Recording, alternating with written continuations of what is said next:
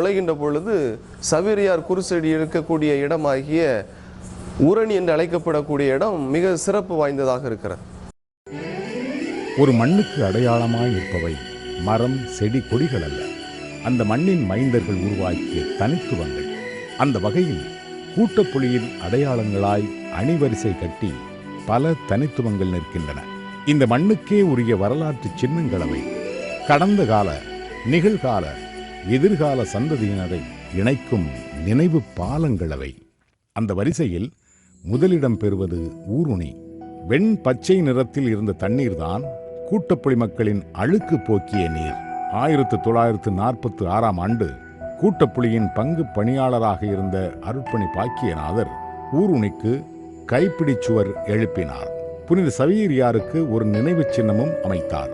ஆண்கள், பெண்கள் குளிப்பதற்கென்று தனித்தனியாக படித்துறைகளும் அமைக்கப்பட்டன.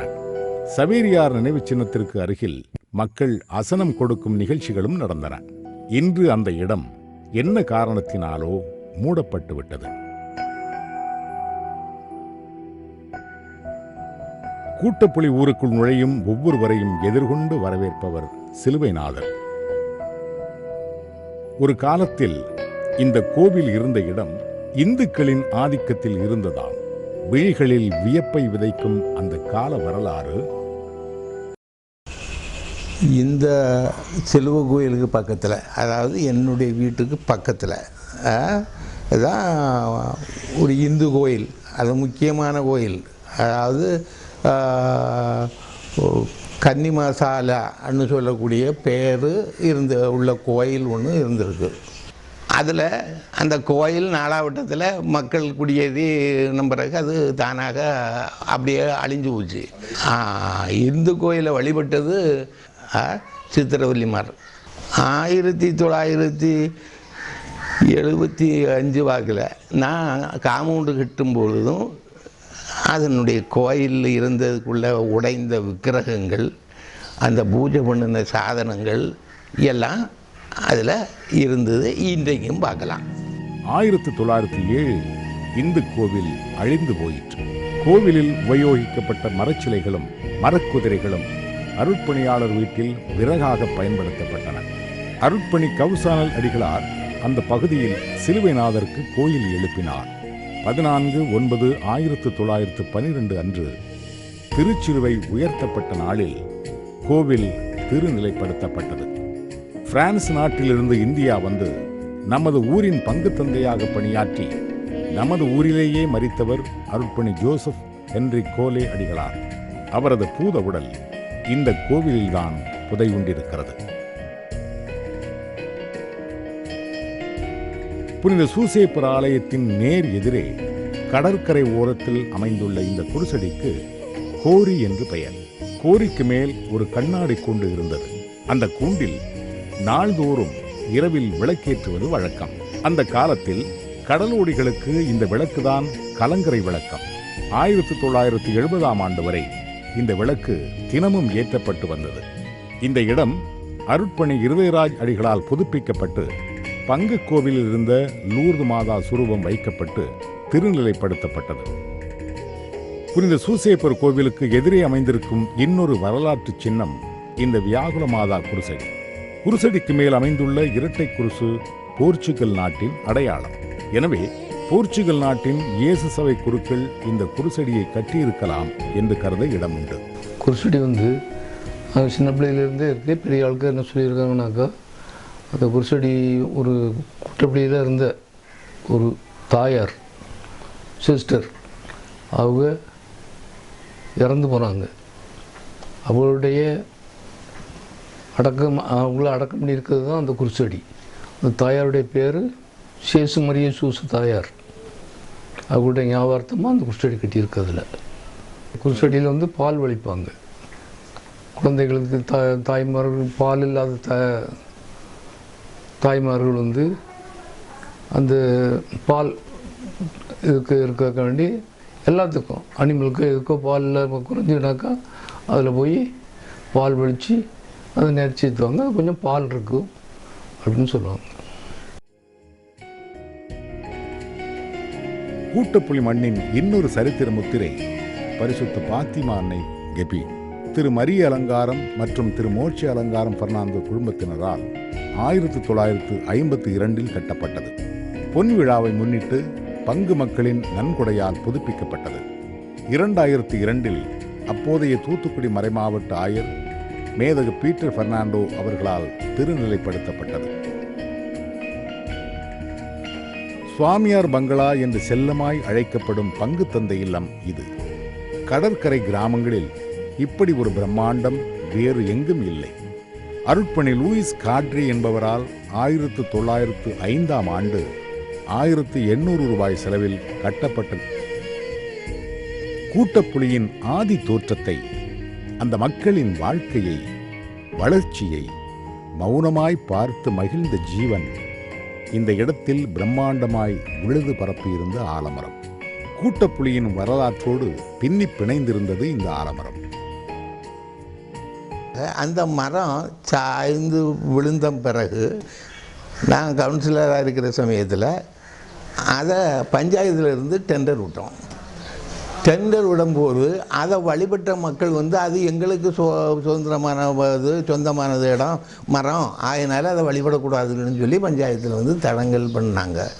அப்படி தடங்கல் பண்ண பிறகு அவர்களும் அதை அனுபவிக்க முடியாமல் அப்புறப்படுத்த முடியாமல் அப்படியே இருந்தது. இதே சமயம் இந்த கூட்டப்புலி ஊரில் உள்ள ஆண்களும் பெண்களும் அத்தனை பேரும் போய் அந்த மரத்தை வெட்டி விறகுக்காக ஊருக்கு கொண்டு வந்தாங்க. ஒன்று.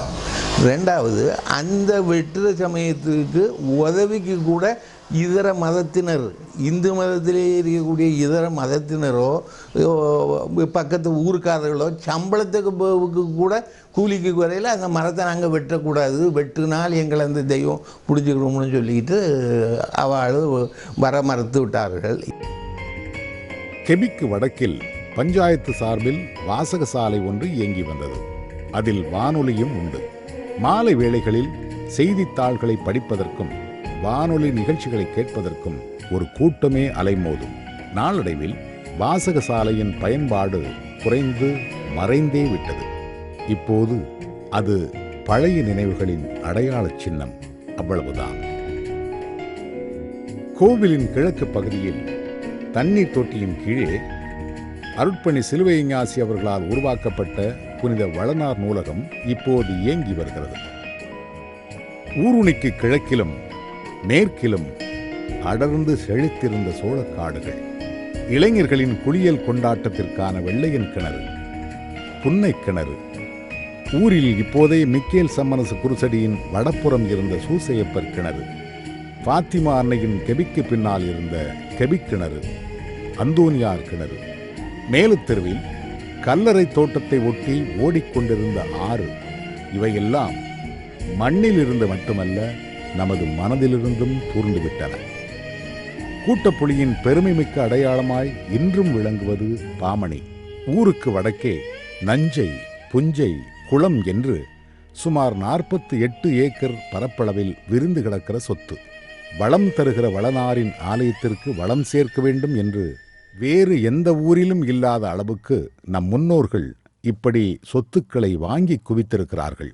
அருட்பணி ஜே.எஸ். லூர்துசாமி அவர்களால் 1928ஆம் ஆண்டு இந்த சொத்துக்கள் வாங்கப்பட்டிருக்கின்றன.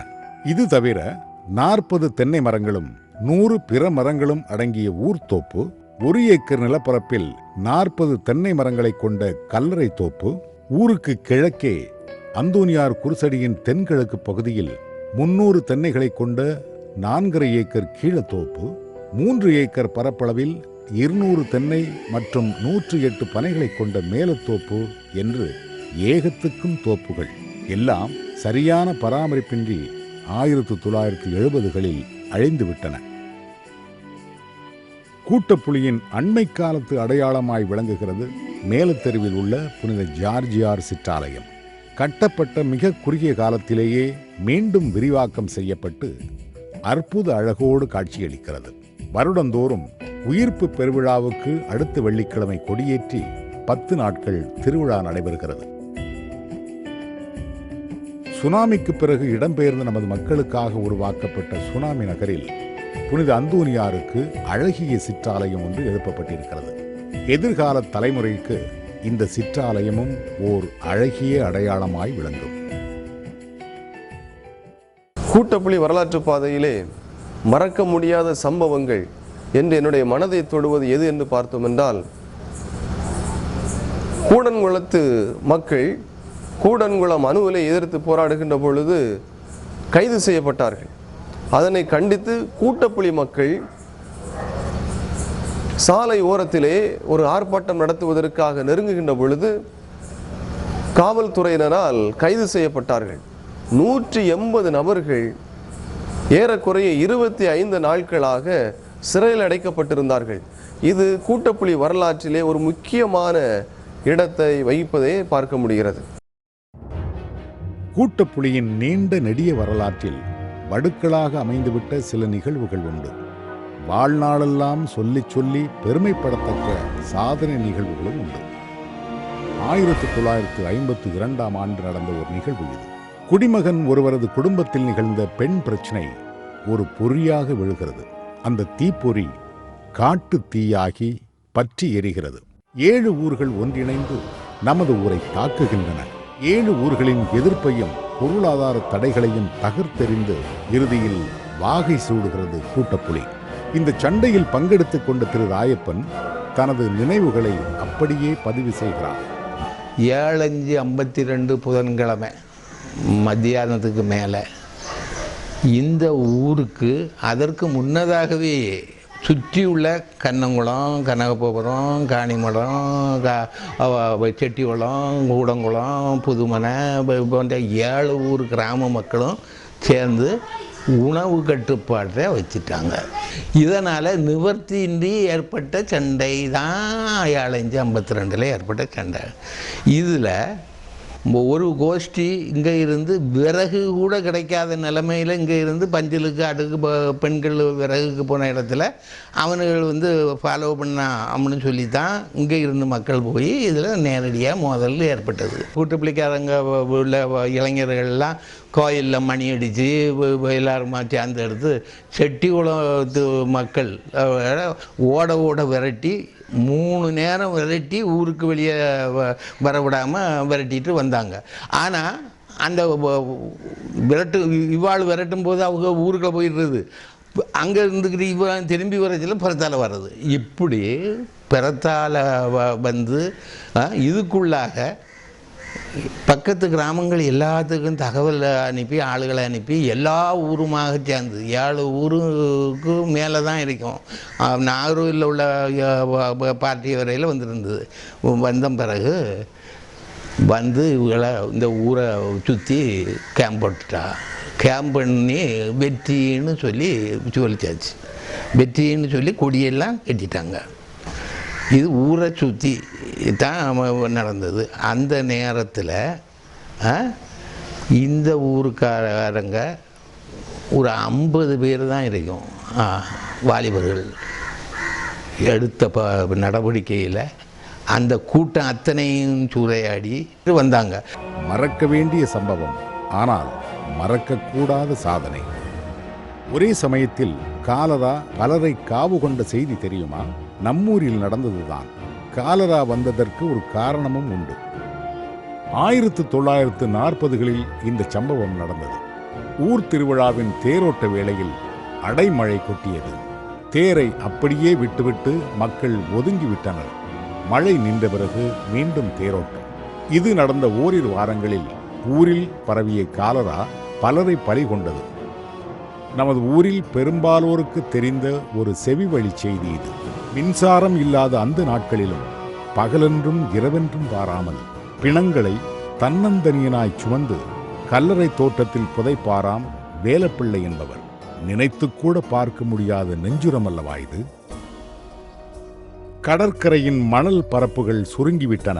எமது கடற்கரையின் மணல் எவனுக்கோ பணத்தை அள்ளித்தரும் மணல் குவியலாகிவிட்டது. விளைவு, எட்ட நின்று அழகு காட்டிய அலைகள் இன்று வாசலின் கிட்டே வந்து கெக்கலித்து விட்டு போகின்றன. நமது மொத்த வாழ்வாதாரத்தையும் காவு கொடுத்துவிட்டு கொள்ளையர்களின் வருமானத்திற்கு ஆதாரமாகிவிட்டது கடல் மணல். பொறுத்து பார்த்தும் நியாயம் கிடைக்காததால் பொறுமை மீறினர் பரதவர்கள். கடற்கரை ஓரங்களில் நிகழும் இந்த வாழ்வு கொள்ளையை தடுப்பதற்காக கடலோரத்து கிராமங்கள் திரண்டன. பெரும் மணல் கொள்ளையை எதிர்க்கும் போராட்டத்திற்கு பெருமணலே களமாயிற்று. மக்களாட்சியின் அத்தனை மாண்புகளையும் கரன்சியால் கலங்கடித்துக் கொண்டிருக்கும் ஒரு தனி மனிதனை எதிர்த்து நமது இனம் இன்னமும் போராடிக் கொண்டிருக்கிறது. இந்த இனத்தின் நியாயமான போராட்டம் நீர்த்து போனதாக ஒருபோதும் வரலாறு இல்லை. எமது போராட்டம் வெல்லும். காலம் அதற்கான பதிலை விரைவில் சொல்லும். 26/12/2004 இந்தோனேஷிய கடல் பரப்பில் எழுந்த நிலநடுக்கம் அதிர்வலைகளை உண்டாக்கிற்று. அவை ஆழி பேரலைகளாக உருமாறி தமிழகத்து கடலோரங்களை தாக்கின. சென்னை முதல் நீரோடி வரையிலான கடற்கரை பகுதிகள் சுனாமியின் சீற்றத்தால் நிலைகுலைந்து போயின. ஆயிரக்கணக்கில் பிணங்கள். கண்மூடி திறப்பதற்குள் உறவுகளையும் உடைமைகளையும் இழந்து நிராதரவாயினர் மக்கள். ஆழி பேரலை கூட்டப்புலியையும் விழுங்க துடித்தது. ஆனால் என்ன ஆச்சரியம்! அருள்வளனின் திருக்கரங்கள் அந்த பேராபத்தை தடுத்தது. கூட்டப்புலியில் சேதாரம் இருப்பினும் உயிர்ப்பலி என்று ஒன்று கூட இல்லை. ஆழிப்பேரலை நிகழ்த்திய கோர தாண்டவத்தை நேரில் பார்த்தவர் தமது அனுபவங்களை அப்படியே இங்கு பதிவு செய்கிறார். காலையில் நாங்கள் எல்லோரும் கோயிலுக்கு போயிட்டு பூசைக்கு போயிட்டு வந்து வீட்டில் வந்து சாப்பாடு பிள்ளைங்களுக்கெல்லாம் சாப்பாடு கொடுத்துட்டு இருக்கும்போது எல்லாம் வெளியே இருந்து ஒரு மாதிரி சவுண்டு வந்துக்கிட்டே இருந்து இப்போ என்னன்னு எல்லா மக்களும் ஓடுற மாதிரி கேட்டுகிட்டே இருந்து என்ன அப்படின்னு சொல்லிட்டு வெளியே வந்து பார்க்கும்போது கடல் வந்து பொங்கி வந்துக்கிட்டே இருந்து அப்போ கடற்கரையிலேருந்து ஆம்பளைங்கள்லாம் ஓடி வந்து கடல் வருது எல்லோரும் ஓடுங்க வடக்கமாற ஓடுங்கன்னு சொல்லிகிட்டே இருந்தாங்க. அப்புறம் என்னன்னு பார்த்தா ஒவ்வொரு ஆட்களையும் பார்க்கும்போது ஒரு மாதிரி படபடப்பு. எல்லாம் உடுத்திருந்த துணியோட எல்லாருமே வடக்கமாற ஓடிட்டே இருக்காங்க. இப்போ தாய்மார்கள்லாம் ஒவ்வொரு தன்னுடைய பிள்ளை எங்கே அப்படின்னு சொல்லிட்டு தான் எல்லாருமே ஓடினாங்க. பாதி பேர் சூசைப்பர் கோயிலில் போய் சூசைப்பரே இது என்னதுப்பா அப்படின்னு சொல்லிட்டு போய் ஒரே கதறி அழுதாங்க. மற்றவங்க பாதி பேர் கொஞ்சம் தூரம் வடக்க வந்து செல்லையாப்பிள்ள வீட்டுக்கு பின்னால் நாங்கள் வந்து கடற்கரையில் தான் இருக்கோம். செல்லையாப்பிள்ள வீட்டை தாண்டி வடக்க வந்து நிற்கும்போது பக்கத்து ஊர்க்காரவங்கெல்லாம் ஓடி வந்து இது என்ன நடக்கு அப்படின்னாங்க. அப்போ இது வந்து ஒரு 5 நிமிஷம் நடந்தது. அப்புறம் அப்போ தண்ணி வந்து வற்றி திருப்பி ரெண்டாவது அங்கே இந்த தண்ணி வற்றி நல்லா நிரந்தர சும்மா மணலாக இருந்தது. அப்போ நம்ம பயக்க இது சும்மா தண்ணி வந்து கடல் பொங்கி வந்துட்டு தண்ணியெல்லாம் வற்றியாச்சு அப்படின்னு சொல்லும்போது மீனெல்லாம் துடிச்சிட்டு கிடக்கும்போது மீனை பிடிச்சி விளையாட போனாங்க. அதுக்கு பிறகு இன்னும் ஒரு 2-3 நிமிஷம் கழித்து திருப்பி பெரிய அலை திருவள்ளுவர் சிலை கன்னியாகுமரி திருவள்ளுவர் சிலைக்கு மேலோடுத்தி அடித்து வரும்போது தான் இப்போ இன்னும் பெரிய கடல் வருது, எல்லா மக்களும் ஓடுங்க, எல்லாரும் வடக்கமாற ஓடிருங்க அப்படின்னு சொன்னாங்க. அப்போ அவங்க எல்லாரும் அப்போ தான் ரொம்ப பயந்து யாருமே எந்த வித பொருளும் எடுக்காமல் யாருடைய பொருள் எதை பற்றியுமே யோசிக்காமல் எல்லாரும் தன்னுடைய உயிரை காப்பாற்ற வேண்டும் அப்படின்னு சொல்லிட்டு எல்லாருமே வடக்கமாற போனாங்க. அதுக்கப்புறம் தான் அங்கே உள்ள மக்கள் அதுக்கப்புறம் அங்கே உள்ள மக்கள்லாம் வந்து சரி வடக்க உள்ள மக்கள் வந்து நாங்கள் உங்களை காப்பாற்றுறோன்னு சொல்லிட்டு வண்டிகளை கொண்டு வந்து வடக்கு ஒவ்வொரு இடத்து விளக்கில் கொண்டு வந்து எல்லா மக்களையும் கொண்டு விட்டாங்க. அதுக்கு விளக்கில் இருந்து யாக்கோபுரம், வடக்கன்குளம், வள்ளியூர் இதுக்கெல்லாம் வண்டியில் ஏற்றிட்டு மக்களை கொண்டு காப்பாற்றினாங்க. அப்புறம் நாங்கள் அடுத்த நாள்லாம் நாங்கள் ஊருக்கு வந்து எங்கள் வீட்டை வந்து பார்க்குறோம். மணல் கடற்கரையில் உள்ள அந்த கழிவுகள் எல்லாம் எங்கள் வீட்டுக்குள்ளே நிறைஞ்சிவே இருக்குது. ஒரு 10 வலையாவது எங்கள் நடு வீட்டுக்குள்ளே உட்காந்துருக்கு. எங்கள் தெருவில் இருக்கிற பைப்பு நல்லி வந்து முன் வீட்டில் அப்படி ஸ்ட்ரைட்டாக நிற்கிது. சுனாமி பலரை மாள வைத்தது, சிலரை வாழவும் வைத்தது. கடல் துறை மக்களின் அண்மை கால தலைவலியாய் உருவெடுத்தது கூடங்குளம் அணு உலை பிரச்சனை. அது அணு உலை அல்ல, வாழ்வுக்கே உலை என்று அறிந்த மக்கள் போராட்டத்தில் குதித்தனர். இடிந்த கரையில் களம் அமைந்தது. மத்திய மாநில அரசுகளின் கவனத்தை ஈர்ப்பதற்காக பல்வேறு வகையான போராட்டங்கள். கிட்டத்தட்ட 450 நாட்கள் இடையறாத போராட்டம். இந்திய வரலாற்றில் இதுவரை நிகழ்ந்திராத இந்த தொடர் போராட்டம் உலக நாடுகளை கூட திரும்பி பார்க்க வைத்தது. பரத மக்களின் இந்த போராட்டம் பாரத மக்களையே அசைத்து பார்த்தது. அரசாள்வோர் கேளா செவியினராய் கேடுகட்ட மதியினராய் இருந்த காரணத்தினால் போராட்டம் எதிர்பார்த்த வெற்றியை எட்ட முடியாமல் போய்விட்டது. எனினும் போராட்டம் பற்ற வைத்த தீக்கந்து எப்போதும் எங்கோ ஒரு மூலையில் கனந்து கொண்டுதான் இருக்கும். இத்தனை கசப்புகளுக்கு நடுவில் கூட்டப்புளிக்கு இனிமை சேர்த்த பெருமக்களையும் நாம் நினைத்தாக வேண்டும். கடலோரத்து ஊர்களைச் சேர்ந்த கவிஞர்களது பட்டியலையும் அவர்களது கவிதை தொகுப்புகளையும் வீரபாண்டியன் பட்டணத்தில் இயங்கி வரும் வலம்புரிநாதம் என்ற கத்தோலிக்க அமைப்பு கடலோர கவிச்சோலை என்ற தலைப்பில் வெளியிட்டிருந்தது. இந்த கவிஞர்கள் பட்டியலில் நம் ஊரைச் சேர்ந்த இருவர் இடம்பெற்றிருந்தனர். ஒருவர் மறைந்த திரு லாசர் கோஸ்தா, மற்றொருவர் தற்போது புனித வளனார் மேல்நிலைப் பள்ளியில் ஆசிரியையாக பணியாற்றி வரும் திருமதி ஜாய்சி கென்னடி. சென்னையை தலைமையிடமாக கொண்டு பறவர் நலப் பேரவை என்ற அமைப்பு இயங்கி வருவது நமக்கு தெரியும். கிட்டத்தட்ட 92 கடலோர கிராமங்களை உள்ளடக்கிய அமைப்பு இது. இந்த பேரவையின் தலைவராக நமது ஊரைச் சேர்ந்த திரு செல்வன் லியோன் கடந்த முறை தேர்வு பெற்றிருந்தார். அவரது பதவிக்காலம் முடிந்து இந்த வருடம் நடந்த தேர்தலில் நமது ஊரைச் சேர்ந்த திரு சகாயராஜ் தேர்வு பெற்று தலைவராகியிருக்கிறார். 92 ஊர்கள் அடங்கிய பேரவையின் தலைமை பொறுப்பை அடுத்தடுத்து நமது ஊர் பெற்றிருப்பது நமது மண்ணின் ஆளுமைக்கு கிடைத்திருக்கிற அங்கீகாரம் என்று நாம் பெருமைப்பட்டுக் கொள்ளலாம். தமிழன் வகுத்தளித்த ஐவகை நிலங்களுள் கடலும் கடல் சார்ந்த இடமுமாகிய நெய்தல் நிலம்தான் கூட்டப்புலி நிலம். அலையோடும் வலையோடும் பின்னி பிணைந்த வாழ்க்கை கொண்டது. நினைவு தெரிந்த நாளில் இருந்து சணல் வலைதான் மீன் பிடித்தலுக்கான உபகரணம். பிறகு தட்டுமடி வந்தது.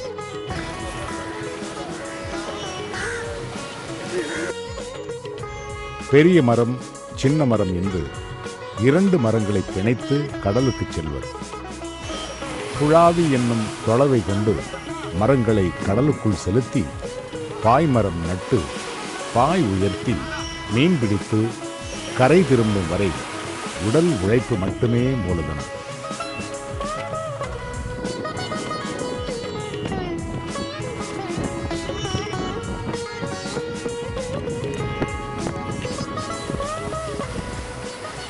பன்னிரெண்டு வயசில் நான் கடலுக்கு போனேன். என்ன மாதிரி பெரிய ஆட்களோட கடல் போகிறது. போனால் 2 மரம் சேர்ந்து போகணும். 2 பேர்னா 5 பேர் போகணும். 5 பேர்னா ஒன்றில் 2 பேர், மற்றதில் 3 பேர். தொலைவை மூங்கில் அதெல்லாம் சேர்த்து ஒவ்வொருத்தர் கையிலையும் இருக்கும். அதெல்லாம் சேர்த்து கொண்டு போகணும். அது போல் அந்த பாய் மரம்னு வச்சு நட்டுவோம். நட்டி அது போல் எடுத்து அந்த பாய் ஏற்றி ஓடுறது. ஓடி போய் அங்கே வரணுன்னு கடைசியில் அந்த சின்ன ரண்டியலாக போகிறவரையும் கிட்டத்தில் பிடிச்சி ரண்டியலாக போகிறவங்கிட்ட இந்த இதை தூக்கி கொடுத்துருவோம்.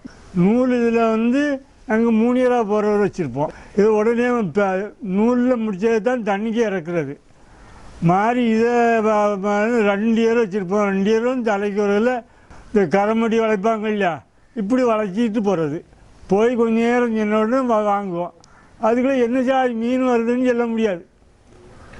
அவர் ஒரு பிரியை பொறுத்து சாவல் சல்லை மீன், இந்த கெழுது, வாவல் இதெல்லாம் பெருவாதி சாப்பிடக்கூடியது. காரப்பூச்சி ஏறினாலும் பெருவாதி சாப்பிடக்கூடியது அந்த சிறு மீன் தான். வாழைக்காத்துக்கு ஒரு சைஸு மீன் கிடைக்கும், சோளக்காத்துக்கு ஒரு சைஸு மீன் கிடைக்கும். இதெல்லாம் எடுத்து தான் தயார் பண்ணி உயரம் வர்றது. அன்றைக்கி 8 மணிக்கு உயரம் வந்துடும். உயரம் வந்தால் மாதிரி எல்லாம் விற்று எடுத்துட்டு தூங்கிட்டு அதுக்கு பிறகு 10 மணிக்கு பிறகு தான் போய் 12 மணிக்கு போகலாம் போய் அந்த கடற்கரை ஏற்றங்களெல்லாம் பார்ப்போம். பார்த்தது பிறகு கடைசியில் என்ன செய்யறது, அதுக்கு பிறகு மாறி வாங்கி வச்சுட்டு படுப்போம். 2 மணிக்கு பழையபடி இறக்கிப்போம். மின்சாரம் அறிமுகமாகாத காலம் என்பதால் அடையாளத்திற்கென்று விடிகால இருட்டில் கரையிலிருந்து தீப்பந்தம் போடுவர். தீப்பந்தம் தென்னை ஓலை இருக்கு இல்லையா, அதில் வலை மாதிரி பின்னி அதில் தீ கொளுத்தி காட்டுறது. அது என்னன்னா இந்த ஊர் இருக்கிறது எல்லாம் நமக்கு தெரியணும், கீழே இருக்க பாருன்னு தெரியணும். அப்போ அந்த நூல் முடி தண்ணிக்குள்ளே நிற்கும். அதில் இந்த பார் பிடிக்காமல் இருக்கிறதுக்காக வேண்டி தான் அந்த பந்தத்தை போட சொல்லி இந்த உயரம் வந்தோடனே மீன் தருவாங்க, வாங்கி அதை விற்றுக்கிறது. அதை விற்று கடலை வாங்கிட்டு குமாரம் போட்டுட்டு தர்றது. இதுதான் அதில் உள்ளது. மீன்பிடி காலங்களில் சாவாழையையும் நெத்திலியையும் ஒமலாக இழுத்து வந்து கடற்கரைகளில் வரிசை கட்டி வைத்திருப்பது பார்ப்பதற்கே ரம்மியமாக இருக்கும். கரை வந்த கையோடு மடியையும் தட்டுகளையும் உலர்த்தி வைத்தது.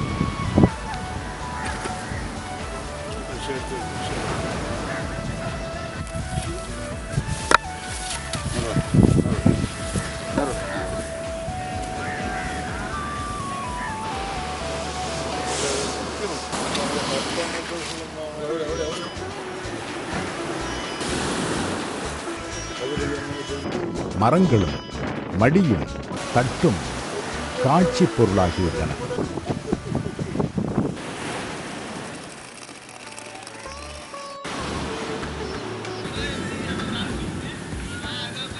இன்று இவை எல்லாமே வழக்கொழிந்து விட்டன. தட்டுமடி மறைந்து பட்டு நூல் வலைகள், தொடர்ந்து வழிவலை, டிஸ்கோ வலை, எச்ச வலை என்று ஏகப்பட்ட ரகங்கள். மரங்களை இயந்திர படகுகள் இடம்பெயர்த்து விட்டன. ஆண்களுக்கு கடல் தொழில் என்றால் ஆதரவற்ற அல்லது கைம்பெண்களுக்கு தொழில் குடிக்காடு செல்வது. பெட்டியில் மீனை அடுக்கி இடுப்பில் இடுக்கிக் கொண்டு அக்கம்பக்கத்து ஊர்களுக்கு நம் பெண்கள் செல்வர். யாரிடமும் கையேந்தாமல் உழைத்து உண்ண வேண்டும் என்ற தன்மான உணர்வு அந்த காலத்திலேயே நம் பெண்களிடம் இருந்தது பாராட்டுக்குரியது அல்லவா? கடல் தொழில் நலிவுற்றிருக்கும் நேரங்களில் ஆண்களும் சும்மா இருப்பதில்லை. குத்துவலையை தூக்கி கொண்டு ஆறு குளம் என்று மீன்பிடிக்க கிளம்பி விடுவார்கள். 1970களில் மத்திய அரசு கொண்டு வந்த திட்டம் கைத்தறி நூல் தயாரிப்பது. இந்த திட்டத்தின்படி பல குடும்பங்களுக்கு நூல் நூற்கும் சிறிய இயந்திர ராட்டை வழங்கப்பட்டது. நூல் கண்டுகளை அரசே விலைக்கு எடுத்துக்கொள்ளும். அந்த நாட்களில் பசியும் பட்டினியுமாய் வாழ்க்கை நடத்திய பல குடும்பங்களின் வயிற்றில் இந்த திட்டம் பால் வார்த்தது என்றே சொல்ல வேண்டும். பங்கு தந்தையர்களுக்கு மிகுந்த மதிப்பளிக்கும் பண்பாடு கூட்டப்புலியில் இருந்தது.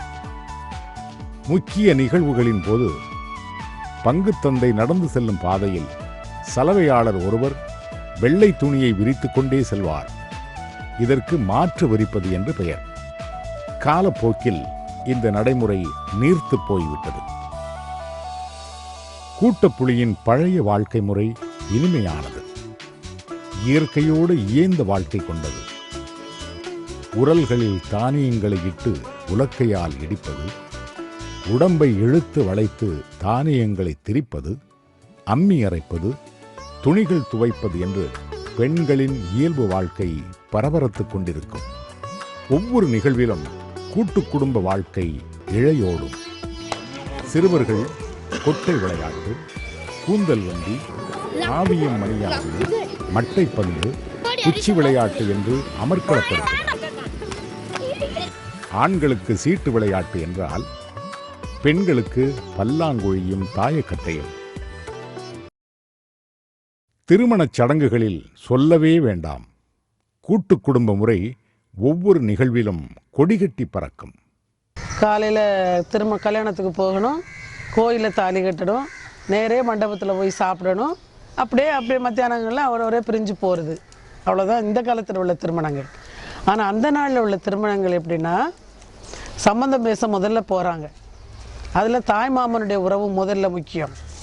தாய் மாமனை முதல்ல கூட்டி கொண்டு வைக்கணும், மச்சனமார் கூட்டி கொண்டு வைக்கணும், சொக்காரமார் கூட்டி கொண்டு வைக்கணும். எல்லாருக்கும் அது சம்மதிச்சிருந்தால் மட்டும்தான் அந்த திருமணங்கள் ஒத்துக்குருவாங்க. பறவாசிக்கிற டைமில் பறவாசிக்கும் போது எல்லாருமா சேர்ந்து திரும்ப போவாங்க. ஒரு மாப்பிள்ளைக்கு இது வைக்கிறாங்க, தாலிக்கு பணம் வைக்கும்போது எல்லாரும் பொண்ணு வீட்டுக்காரவங்களுக்கு எல்லாருக்கும் ஒரு விருந்து. பொண்ணு வீட்டில் பணியாரத்துக்கு மாவிடிப்பாங்க. ஆண்கள் மாவிடித்து பெண்கள் உருட்டி அதை பக்குவப்படுத்தி அதை திருமணத்துக்கு 2 நாளைக்கு முன்னே அந்த சுவையான பணியாரம், முறுக்கு இதுகள்லாம் பெண்ணுக்கு சீதனமாக கொடுக்குறது. அது திருமணத்துக்கு முந்தின நாள் மாப்பிள்ளைக்கு பொண்ணு வீட்டிலேருந்து பணியாரம் கொண்டு போவாங்க.